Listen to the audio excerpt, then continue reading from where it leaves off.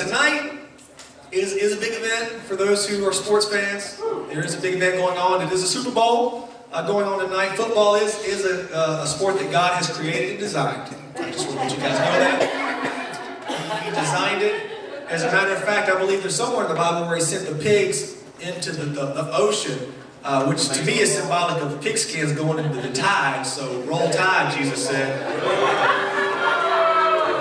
I knew that wasn't going to go over well in this building, but I couldn't find a bulldog in the Bible, so I had to go with what I had, right? I had to go with what I had.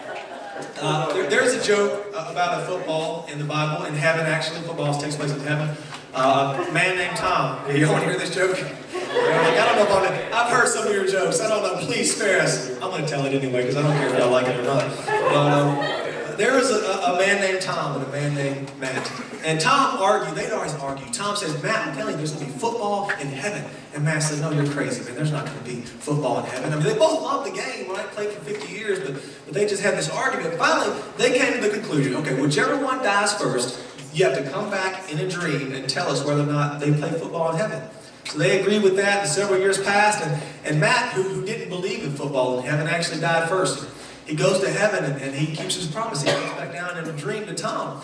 And he says, Tom, you're right, they play football in heaven, it's amazing. And Tom's like, see, I told you. And Matt's like, yeah, they got you as a starting quarterback. And Tom was like, oh, cool, the starting quarterback, that's nice. And then Matt's like, well, but there's one thing, you see, they have you playing tomorrow night. So Tom didn't know if he got so excited. He's like Alan Jackson, Lord, I want to go to heaven, but I don't want to go tonight. So I know you are sanctified. I'm sorry for that Alan Jackson remark. You are like, I don't listen to country music. I'm strictly Jesus. But tonight is Super Bowl. It's Super Bowl XLIX, or XLX. Super Bowl XLX is going on tonight. I don't know what the deal is with the letters. I mean, just come out and throw the numbers out there, right? We're not in Rome anymore. We don't deal with the numerals. Just give us the numbers. So it's 49, for those who want to know. Super Bowl 49. Anybody cheering for the Seahawks? Woo! We'll pray for you. Anybody cheering for the Patriots? Exactly. Everybody's like, deflate gate. Anybody could care less. Right? Care less. I'm the same way. The lesser of two evils, right? I mean, who are you going to go with? The lesser of two evils. I don't care. I'll watch it, but I don't really care. But in this Super Bowl night tonight, this single game, these guys have played 16 games throughout the regular season. They went through the playoffs and advanced, and it all comes down to this one game. And this one game is going to determine whether or not, or it's going to determine who is the champion of the NFL for that previous season, the 2014 season. Now, unlike the NFL, there is no single event in our life that determines whether or not we are champions. We are champions already. Amen. We just got, amen to that. Amen. We just got done studying David's life, and we see that David was a champion from the time he was in the field all the way until he took the king. And you are a champion as well, and I think we need to know that. I think you need to turn to your neighbor and tell your neighbor, say, you are a champion. Now you need to turn to the neighbor who was not your first choice, who by that your first choice you insinuated they're less of a champion than your first election, and turn to that other neighbor who's feeling bad that you didn't turn to them first, and let them know they're a champion too. And somebody please sit with my wife so she don't have to yell across the church. You're a champion. She's a champion, yes. You are a champion. Okay, I'm done. We can go home. You're all champions. And you might say, but Pastor Jeremy, I don't feel like a champion. You know, I've had a lot of losses in 2014. Had a lot of losses the past 5 years. And let me tell you, that's okay. Because a few years ago, there's a team called the New York Giants, for those who don't know the story. New York Giants barely made the playoffs with a record of 9 wins and 7 losses. Somehow they snuck into the playoffs, and as a result, they just kept winning and winning until they won the Super Bowl that year with a record of 9 wins and 7 losses. So if the New York Giants can take that record, that bad record, and turn it into a championship win and a championship ring, then you can take the losses in your life and you can turn it around, or God can turn it around for you rather, and you can come out a champion as well. This morning we're going to look at a champion. We're going to look at an unlikely champion in the book of Judges chapter 6. We're going to look at the story of Gideon, as God has called Gideon to free the Israelites from the hand of the Midianites. Just to give you a little context, as we get into Judges chapter 6. We're going to look at verse 11 here in a minute. Judges chapter 6. What happens is the Midianites are coming there raiding. They're raiding the Israelites. The Israelites, they're threshing wheat. It's the equivalent of if you go grocery shopping and you come home and no sooner than you put your groceries in the fridge, somebody's just storming down the door and taking it all and running away. That's just depressing, right? It would probably get to the point to where you go put your groceries in the basement to hide out from it, right? And that's what Gideon's going to do. When we look here in verse 11, the Midianites are raiding. The Israelites are afraid. In Judges 6:11, the angel of the Lord came, and he sat down under the oak in Ophrah that belonged to Joash the Abiezrite, where his son Gideon. Gideon was threshing wheat in a winepress to keep it from the Midianites. Now notice where he's threshing wheat. In the field where you would expect him to thresh wheat? No. Behind a winepress. Why? Because he's scared to death. He doesn't want the Midianites to come and take it. He's fearful of that getting stolen from him, so he's hiding out. And here in this moment, God goes looking for a warrior in a cowardly place. He goes looking for a warrior, looking in a cowardly place for a brave, courageous warrior. Something seems wrong with that picture, doesn't it? Aren't you glad that when God calls us, he comes to us where we are? Aren't you glad that there's no challenge that we have to complete or no contest that we have to win to be deemed worthy of God's calling and to be accepted by him? But there we are, just like Gideon, in the midst of our insecurities, in the midst of our fears, in the midst of our failures, God comes knocking on the door and he says, I have big plans for you. We have to look around sometimes. I'm sure Gideon, when God came and he said, the Lord is with you, mighty warrior, I'm sure Gideon had to look around and go, you talking to me? Because he's hiding out and he doesn't feel like a warrior. In the same way in our life, when God comes to us, we don't feel like we are up to the challenges we've been talking about the past few weeks, but God still has big plans for each and every one of us.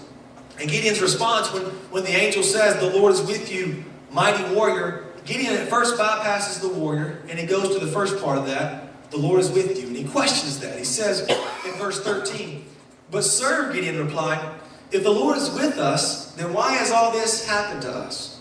Where are all of his wonders that our fathers told us about when they said, did not the Lord bring us up out of Egypt?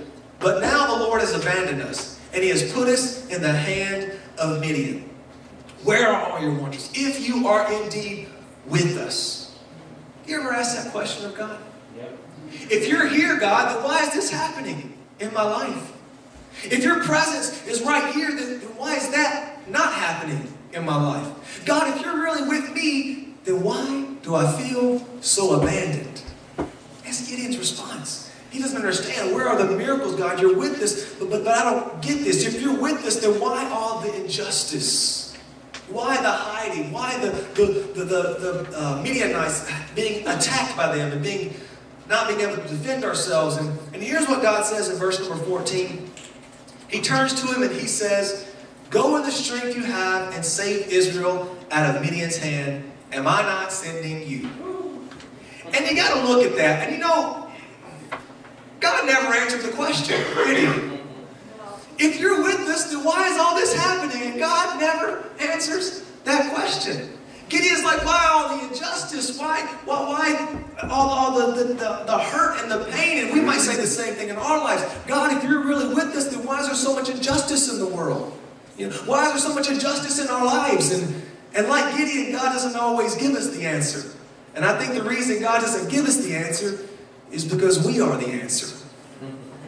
God never gave Gideon the answer to why the injustice from the Midianites, because God is saying, Gideon, you are the answer. You are the answer, Gideon. There's a song by Matthew West. If you listen to K-Love or any of the Christian radio stations, The Fish or whatever, you've probably heard it. It's called Do Something. I'm not going to sing it because I want you guys to stick around for the rest of the service, but I will say the words. Okay? Say the words. It goes like this, the first part of that verse. It says, I woke up this morning, saw a world full of trouble, thought, how do we ever get so far down? How's it ever going to turn around? So I turned my eyes to heaven. I thought, God, why don't you do something? Well, I just couldn't bear the thought. Some of you are singing in your head, aren't you? I just couldn't bear that. People living in poverty, children sold in slavery. The thought disgusted me, so I shook my fist at heaven. I said, God, why don't you do something? God said, I did it. I created you, right? I did. I did something. I created you. You want to look at injustice and wonder where I am? I wonder where you are. I've given you what you need to conquer that thing. I've given you what you need to change some of that. I've chosen you, and he's chosen Gideon here. And he's sending him out to stop this raiding and to stop the looting from taking place that the Midianites are doing. And here's Gideon's response to that back to God in verse 15. But Lord, how can I save Israel? My clan is the weakest in Manasseh, and I am the least in my family. I am the runt of the bunch. If this was 2015, Gideon would be that kid on the playground that's last picked. Anybody been there? I was too.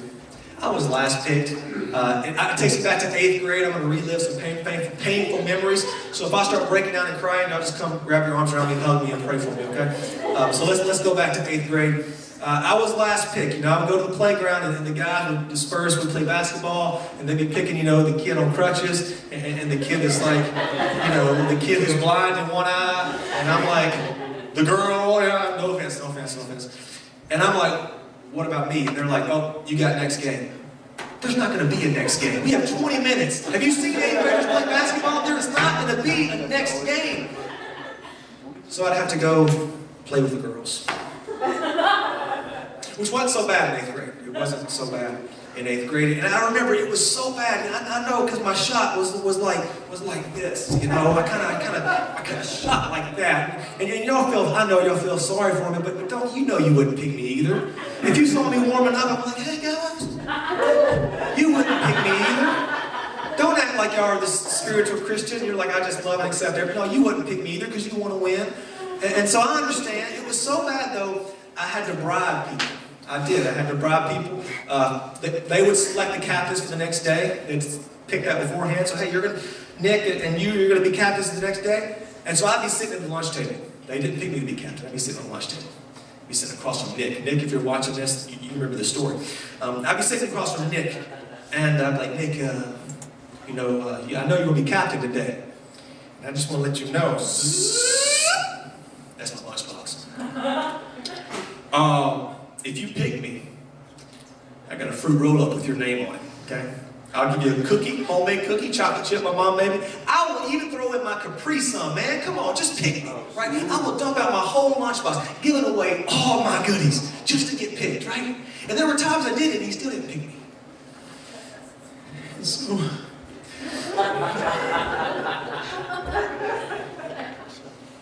I know how it feels to be the kid who's the least, right? The kid who doesn't get picked. And Gideon is like this. He doesn't have any confidence in himself. If he had confidence, he wouldn't be threshing wheat behind the wine press. The boy's a coward. He has no confidence in himself. He's a part of the weakest clan. He says in Manasseh, which I just have to stop and make a reference to that, because think about this. If your whole life is surrounded by the weakest clan, what kind of mentality do you expect to have? If I was Gideon and I knew my clan was the weakest, I'd be like, okay guys, I love y'all. Y'all are family, but I'm going to go hang out with the tribe of Judah. Because I got to get some power, right? I got to get some strength. I'm going to hang out with the tribe of Judah. But he didn't. He was so engrossed in that. I'm the weakest of my clan. It reminds me of Simba in The Lion King.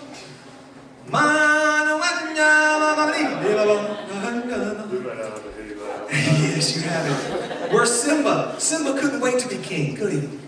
He couldn't wait to be king. But something happened. Something tragic happens in his life. And as a result, he finds himself running away from home, hanging out with a warthog and a meerkat. There you go. Oh, prairie dog for some, okay? A warthog and a meerkat. He's a lion, okay? Get this picture. He is a lion, and he's hanging out with a warthog and a meerkat. And let me tell you, you can't live like a lion and spend all your time with warthogs and meerkats. You can't do it. It's not going to happen. You'll never be able to live out who you are as a lion, wasting your time with them. And I'll say it this way to you today, because you guys aren't lions, but I'll say it this way to you. You can't live like a champion if you spend all your time hanging out with people with defeated mentalities, whose negativity is constantly dragging you down. Can't live like a champion. I don't know why I'm not winning. Because you're spending too much time with losers.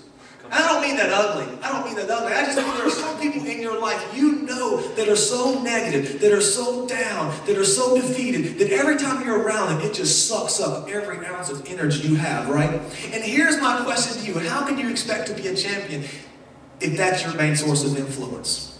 You know, I believe that not that we are just to discard those people, because those people need you. They need you in their lives. But what I am saying is don't spend so much time around them that it causes your life to be negatively impacted. 1 Corinthians 15:33 says, bad company corrupts good character. As good of a character as you can have, if you spend enough time around bad company, eventually it's gonna corrupt you. It's gonna rub off on you. It's gonna corrupt that good character. And so if you're making points, I want to list a few things that champions do this morning. The first thing you can write down if you want to is champions choose their influences wisely. A champion chooses their influence wisely. Any athlete that wants to succeed, let me tell you, we played with guys, sometimes 17, 18 years old. We'd let 12-year-olds play because we knew that they need to surround themselves with people that are stronger and that are better if they're ever going to get better themselves. And that's how it is in our lives. If we constantly surround ourselves with people that are in places we don't want to be, then that's going to rub off. We need to find people that we want to emulate, people that we respect and admire, so we can get some of those good traits to rub off on us. So let's go back to Simba. Back to Simba. In that moment, Simba, you know, he's rejecting the pride land, giving up hopes of being a king, and in comes Nala. And in comes that moment where Elton John just lets it fly. Can you feel the love? See, you guys this is great audience participation. Why do I have to talk about Lion King for y'all to participate, right? I was talking about David and the Bible, and y'all were hush-hush last week. I started talking about Lion King, and everybody's singing along. Pat wasn't here. If Nala comes in, and here's something interesting when you find about Nala, because during that song, there's a little part in the middle where Nala says of Simba as he's lapping the water, she's like, he's holding back, he's hiding. But what I can't decide, why won't he be the king I know he is, the king I see inside? So Nala is saying, I see more in you, Simba. And the point we need to recognize today is no matter how you view yourself, God always sees more in you. Just as Nala saw the king in Simba, so God looked at Gideon and he saw the warrior in Gideon. So God looks at you and he sees the champion and the warrior inside of you, because God will always view you better than you view yourself. What you see in the mirror is not the same mirror that God uses. He has a different mirror. You know what his mirror is? It's called Jesus. Jesus is his mirror. You look at 2 Samuel chapter 9, and that scripture is not going to be up there. But if you look at that scripture, David is king at this point, and he makes a comment to one of his servants. He says, who is left in the house of Saul that I can show kindness to for Jonathan's sake? And so his servant says, well, there is Jonathan's son, Mephibosheth. And you need to know something about Mephibosheth, besides the fact his name is incredibly hard to pronounce. Mephibosheth was lame. He was dropped as a baby, and so he had this crippled leg, and he couldn't move. And you look at David. David's a king. He's a king who's building a kingdom. He's a king who's developing an army to go and conquer territories. What good is Mephibosheth to him, right? What value could Mephibosheth possibly offer to King David? There is no value. You know what the value is? In the fact that he was Jonathan's son. And because of Jonathan, David says, I'm going to bring you to the kingdom. I'm going to open up the palace. I'm going to let you feast at the table. And you can live here forever. In the same way, you and I can approach God. And, you know, we come to God wounded, right? Sometimes we come to God crippled. We come to God in pain. We come to God broken. And we think about ourselves, God, what could I possibly offer you? God, you've seen my life. You've seen my past. I'm so torn apart. I'm in pieces. What use and value could I possibly have for you? And God looks at us and he says, you know what? I'm not looking at that aspect of your life. When I'm looking at you, I'm seeing you through Jesus. And that tells me you are valuable. You are more valuable than you might think. I'm still going to choose to bless you. And I'm still going to choose to use you because I'm seeing you through the mirror of Jesus. I'm blessing you for Jesus' sake. And that's how Mephibosheth was with David. You ever heard the phrase, you have a face only a mother could love? I know it's mean. Y'all don't go using that on people. That's a mean thing to say. Unless, well, it's true though, right? That's true. There's some truth to that. Every parent who's ever put your kid in a beauty pageant, your kid should have won, right? I mean, every parent, if you had a vote, no matter how pretty the other kids are, your kid should have won, because parents are partial, right? Naturally, a woman who carries a baby for 9 months, you're a little partial to that little booger, aren't you? It don't matter how ugly that baby comes out looking, you love it. You love it. You know that, and I would say the same over you, that God is partial when He looks at you, because you belong to Him. So you're His favorite this morning. Oh, I know Miss Annette like that, but you're His favorite. That's her motto. I'm His favorite. You're His favorite. He's partial to you. He loves you dearly. Let's move on. We see Gideon here. God's going to tell Gideon, I'm going to be with you in verse 16. You're going to strike down all the Midianites together. And then it's going to go on. He's going to ask for some signs. But we'll skip that. Let's go to Judges chapter 7. Let's get all the excuses out of the way, because Gideon's going to pull a Moses and he's going to throw all these excuses out and have God show him some signs and prove some things. God's going to do it. And then finally, we get to the point to where God gives Gideon an army. And the army God gives Gideon is, man, it is, let's see, it's 32,000 people. Pretty good start, right? Pretty good army to give you. And in Judges chapter 7, let's read here in verse number 2. The Lord said to Gideon, with his 32,000 men, you have too many men. And Gideon's probably thinking, I ain't got enough men. Have you seen the other army? But God says, you have too many men for me to deliver Midian into your hands. So in order that Israel may not boast against me, that her own strength has saved her. Because if Gideon goes out with 32,000, maybe he'll think it was because of his strength that brought the victory. And another point you need to know about champions this morning is that a champion values weakness. They value weakness. They understand weakness. Some people want to ignore their weaknesses. It's like, I know my weakness, but I'm choose to ignore it and push it to the side. No, a champion sees his weakness. He's well aware of his weakness. He embraces that weakness, because he knows that in those moments, those weaknesses, God's able to show up. And sometimes our weaknesses are just as valuable as our strengths. Because what happens if in your strength you accomplish something great? How can you tell if it was you or God? How can you tell who gets the credit? Because I'm sure we've all given ourselves credit for things we've done, right? When we didn't need God's help, right? But what about the moment you need God's help? That's the moments where only God can get credit. That's the moments where you've succeeded in spite of your weakness, and only God can get the glory out of that. So we shouldn't despise those weaknesses. We should embrace them as opportunities for God to show up. The Bible says in 1 Corinthians, I believe it's 15:33, let me make sure. That's 12:9. 2 Corinthians, I'm all over the place. 2 Corinthians 12:9. This is a scripture where Paul is saying about this thorn in the flesh, and God says, my grace is sufficient. And in 2 Corinthians 12:9, he says, my power is made perfect in weakness. My power is made perfect. And we don't like to be weak, do we? Man, some of us, we just don't like to be weak. We don't like to be, for our weaknesses to be exposed. But sometimes we need to open that up. Say, God, I admit, I don't know it all. I can't do it all. But in my weaknesses, in my limitations, I hand them over to you, because I know you can work in that. You can use that. You can do something in that. So a champion acknowledges that. He values that. Verse number 3, let's keep going. He says, announce to the people, anyone who trembles with fear may turn back and leave Mount Gilead. So get this, out of 32,000 people, 22,000 men left. They said, I tremble, I'm out, we'll see you at the next party. And 10,000 remained. This next point is not it's a duh moment, right? A champion is brave. We all know that. We all know that champions are brave. But one thing I feel like we misinterpret is I think we misinterpret the definition of courage. You know, we often think courage is the absence of fear. It's not courage. Courage is the absence of fear. Courage is the will to act in spite of the fear that you have. It's that will to act in spite of the fear. Having courage has nothing to do with being fearless, but it has everything to do with not letting that fear control you to the point that it paralyzes you. And a champion has to be brave. A champion has to be ready to stand and fight. In 2 Chronicles chapter 20, we see a moment where bravery has to step up and step in. In 2 Chronicles 20, we read about Jehoshaphat. We'll look at verse number 10 here. But now there are men from Ammon, Moab, Mount Seir, whose territory you would not allow Israel to invade when they came from Egypt. So they turned away from them and they did not destroy them.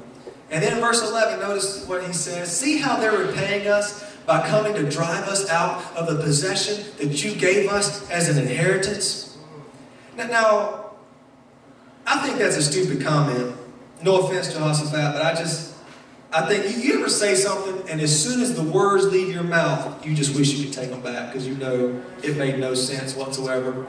You know, kind of like when you're sitting in the restaurant and your waitress brings your food and she says, you guys enjoy your meal, and as she's leaving you say, you too.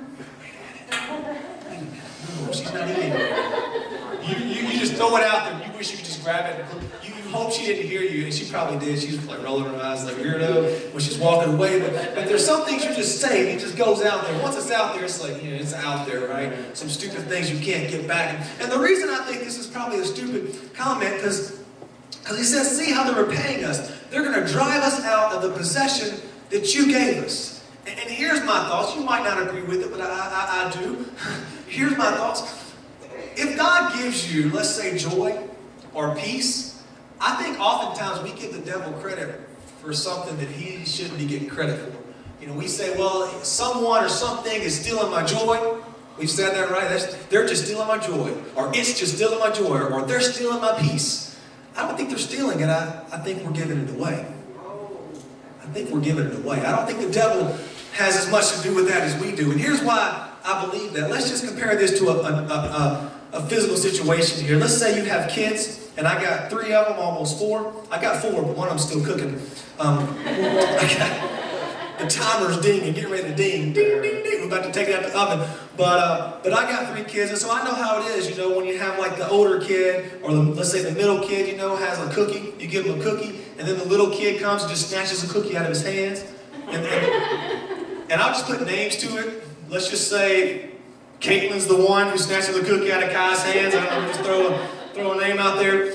And so then Kai will be like, she took my cookie. And so we give Kai another cookie. And then she snatches that cookie out of his hand, and then Kai's like, Mama, she took my cookie again. As a parent, what are you probably going to say in that moment? Stop giving it to him, or don't let him. She took my cookie. Well, don't let her. I'm going to give you another one. Do not let her take it. You are bigger than she is, right? As a parent, that's what you're going to say. You have an option. She is yay high. Hold it up if you have to. Do what you got to do. You have control over the situation. You can run faster than her, for crying out loud. Do not let her take it.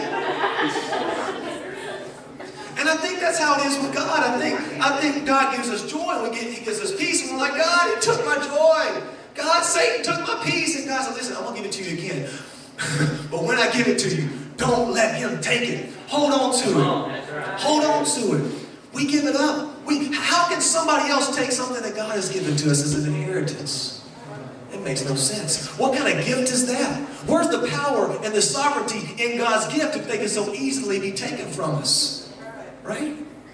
We need to have control of that. Don't give it up. We have a choice. When that person at work tomorrow digs under your skin, you have a choice to hold on to that joy or say, here you go.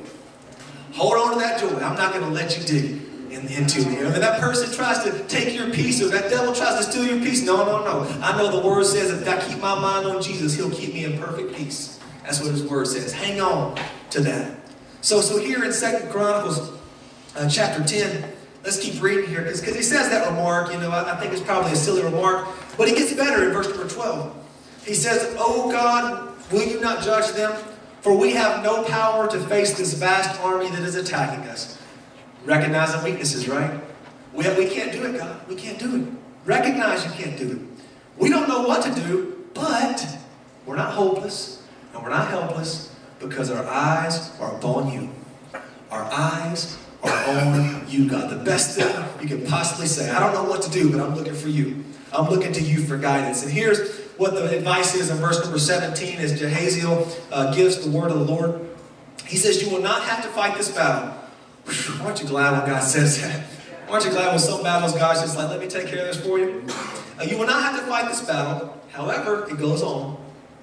But take up your positions, stand firm, and see the deliverance the Lord will give you, O Judah and Jerusalem. Do not be afraid. Do not be discouraged. Go out to face them tomorrow, and the Lord will be with you. Just because they didn't have to fight the battle didn't mean they didn't have to go to the enemy's lines. They didn't have to fight, but they still had to take positions, and they still had to face the enemy. And that's what we can recognize in our lives, is there are some battles God's going to win, but He's still going to expect you to be courageous and to be brave and to face down that enemy. To stand and to take your position and be ready to fight. You might not have to fight, but at least be ready to fight. My granddad used to always preach, when he preached on the armor of God, he would say, you notice in the armor of God that God didn't give any kind of armor for our backs. There is no back plate in armor, right? And the reason, because He never expected you to run from the devil. Why protect your back? The only time you protect your back is if you're running from somebody. But if you ain't running, you're fully protected up front. And that's when we have the full armor of God. We got to stand. We got to face the enemy. Whatever fiery darts he wants to throw our way, we got to be brave and live like a champion. David faced Goliath, and God brought the victory. So face the giants in your life, and God will bring you victory as well. Let's move on to Judges. We're wrapping up here. Judges chapter 7, yes. Judges chapter 7, let's look at verse number 5, 6. So they're down to 10,000 people. Now let's go to 4. Verse 4, 7:4. They're down to 10,000 people, but the Lord said to Gideon, there's still too many men.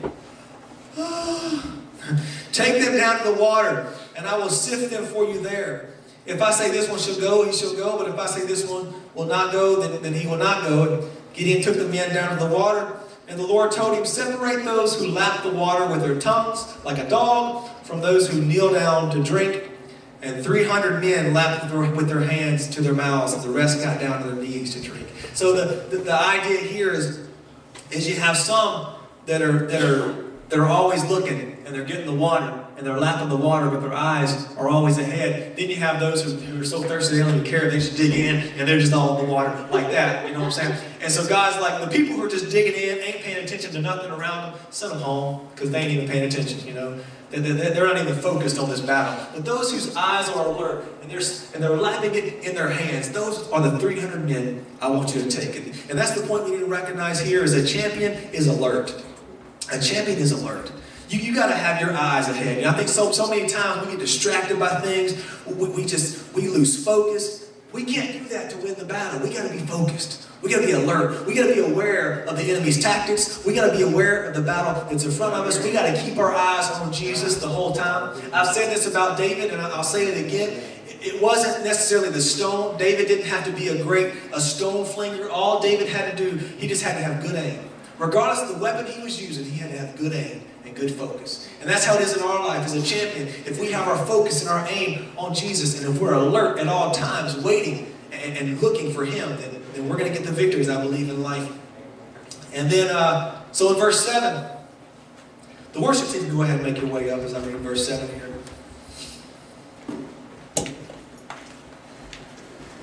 In verse 7, the Lord said to Gideon, with the 300 men that lapped, I will save you, and I will give the Midianites into your hands.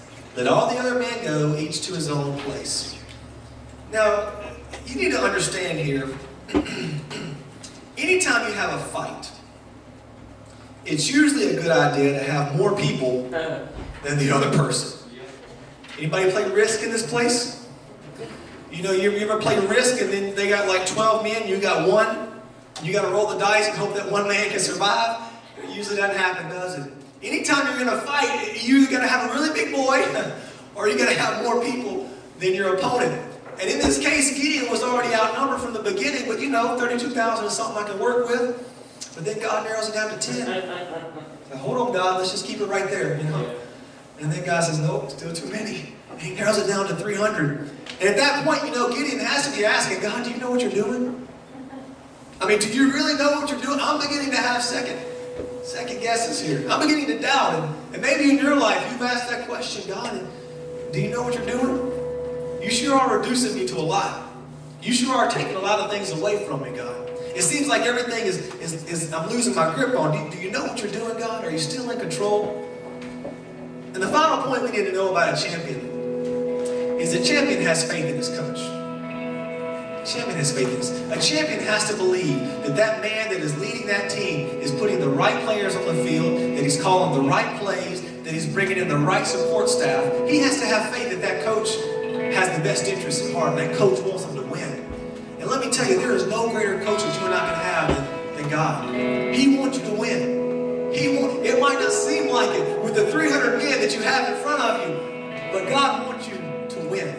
He's a good coach that we need to have faith in because he has faith in us. In the championship game a couple weeks ago, the game that caused me to throw the remote of the TV and crack the screen.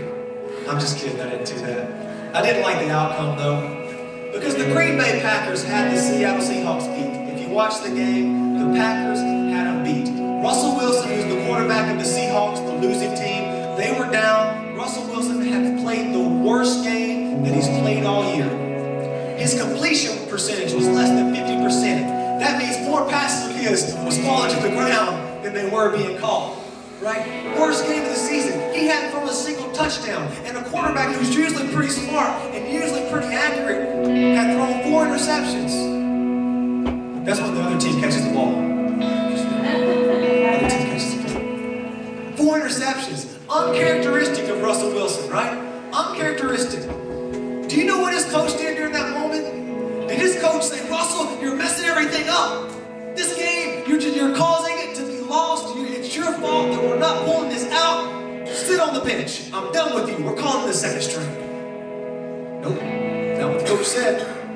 Even with 0 touchdowns, 4 interceptions, and over half of his balls hitting the ground, the coach, with 4 minutes left, says, go back out there, Russell. Go back out there. Why would you do that?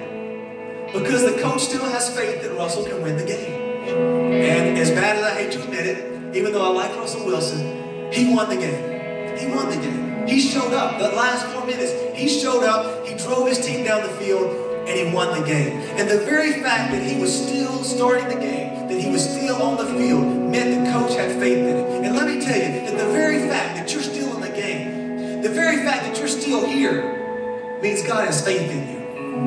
God still believes in you. You might not believe in yourself. You might not see yourself as a champion, but God still believes in you because you're still here. That means there's a purpose that hasn't been accomplished yet. There's a purpose you have not accomplished. So my question to you this morning, my challenge to you this morning, is how do you need to step up your game? What areas of your life are you not living like a champion in? And what areas do you need to put a little more practice in? What areas do you need to step up and say, God, I'm ready for the challenge. God, I don't view myself as a champion, God, but I know you're viewing me as a champion. I know that I can succeed in these things that you've placed before me, God. I know that I can be victorious in these battles that I'm facing. And so, God, I pray that you help me see myself as you see me. That should be our biggest prayer, right? For us to see ourselves as God sees us.